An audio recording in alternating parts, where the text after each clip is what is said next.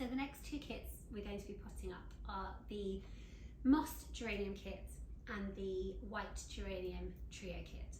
Now, geraniums are one of those plants that I look forward to coming into season every year. They are one of my absolute favourites.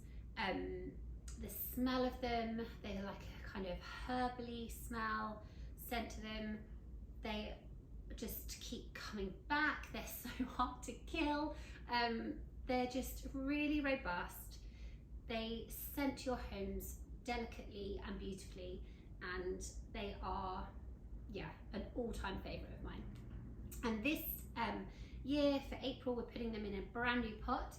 So this is the Eliza pot. It's a 12 centimetre kind of dove grey terracotta pot and saucer with this beautiful kind of crown detail. And it's slightly taller. So it's a really kind of sort of a bit more unusual pot. I love it. It's beautiful. I think it looks stunning on a shelf without anything in anyway. So if you decide to pot your geranium in something else, you've still got a gorgeous kind of styling piece for your home. And then we have the trio, which are in one of my favourite pots, sort of the ribbed pot with the sort of bobbly saucer. They're one of our best sellers. So you've got 3 of those in your trio kit, obviously. And yeah, it's perfect for a tablescape. So if you've got people over for dinner, you know, just 3 along a table would just look beautiful, and they will last for such a long time. So mine in my kitchen, I've had on my windowsill since last April. I think we did the geraniums again. I think, did we do them in April or May? Might have done them in May, so it's been there for nearly a year. I've actually put it in a different pot because I wanted to use the pot for something else. So it's in a slightly bigger pot, and it is huge. It's gone sort of this big. I actually need to cut it back a little bit actually, because it's got a bit leggy, and I've just left it. All I do is water it once a week, maybe max, and that is it. I don't do anything else to it. Sometimes I take the leaves off if they go a bit yellow, but that's it. It is so robust, so just easy to look after. It keeps on coming back. It's just bloomed its first buds, so it should go to flower probably in the next couple of weeks.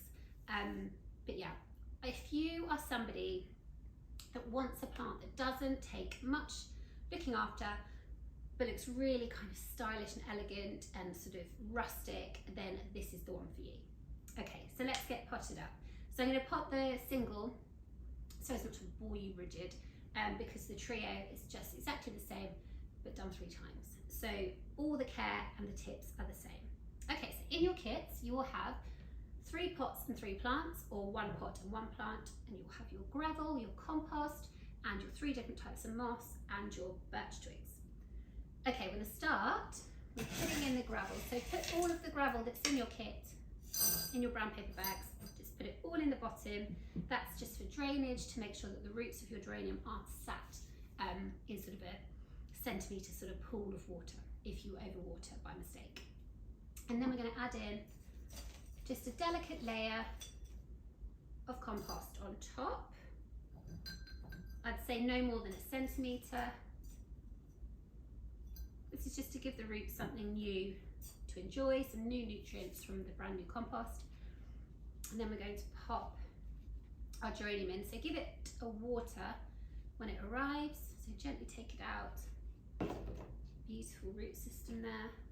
And then just simply place it in your pot, and then gently push the compost down. Now it fits perfectly, so I'm going to add in a little bit of compost on top, just to give it something new and nutrient dense. So lifting up the leaves and just kind of sprinkling on some compost just around the base of the plant. Cover that leaf up. Go.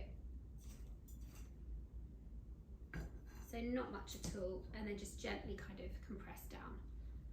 And that is as easy as it gets for potting up. And now we can add some moss. So in your kits you'll have 3 different types. You'll have your bun moss, your sphagnum moss. So your sphagnum moss is kind of like a dried moss with 2 different tones to it, more of a green and then more of a brown. And then your flat moss, which is slightly more kind of woodlandy, woodland floor-esque kind of moss, my favourite personally. So we're just going to add the moss just to sit on top of the compost. Now you will have more of the flat moss in your kits because it's a much easier moss to use and it sits a lot more flush in your pots, but you will have touches of the other two, just just to add a bit of interest, but you don't have to use them if you don't want to. But I'm just going to put some sphagnum moss there and then a tiny bit of the bun moss. I'll take the root system off the back, you just pinch it off, and then that should sit a bit more flush. Okay, and now we're going to add in the birch twigs. So they're just really for aesthetics, just to kind of look nice, to finish off the potting nicely. I'm just going to take a few sort of different lengths and just start feeding them through the leaves.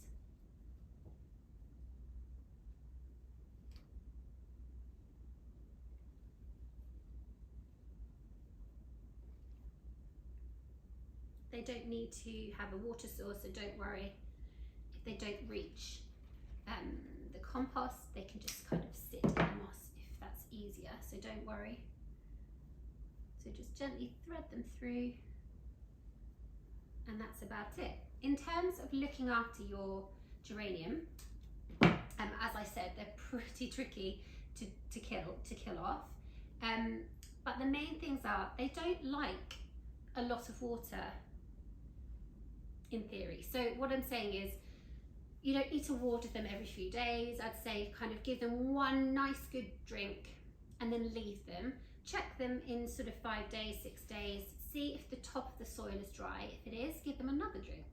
If they're looking a little bit kind of, they're probably thirsty, give them a drink.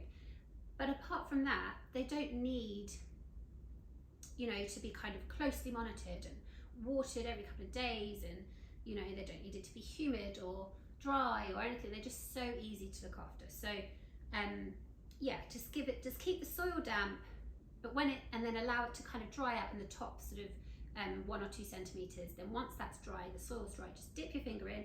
If it feels dry, just add in some more water. The best way to do it is to do it in the sink, give it a good drenching, let that water all run through so it comes out the drainage hole in the pot, and then tip away the excess water and then put it back to where you had it before. I personally keep mine on my windowsill, so I know they do really well with a bit of light from the window. I think it would probably do equally well on my breakfast table or on my island. I think it would be fine. So don't worry too much about where you're putting it. If you're putting it somewhere and it doesn't look happy, just move it, just change it up, put it somewhere else, put it in a different facing room and see how it gets on there. In terms of deadheading, once the beautiful white flowers have gone over, you simply just snap them off. So if, for example, this one here had gone, I would just take that flower down to where it meets the main stem and snap it off. But don't worry about it, it's not complicated. It doesn't matter if you don't get the stem all the way down. You can just take off the white head that would have gone kind of like soft and brown maybe. Take that off, and then these little gorgeous buds that are just underneath it, they will then start to bloom. But that's it, super simple, really easy, gorgeously scented, and in some stunning pots. So those are your white geranium kits.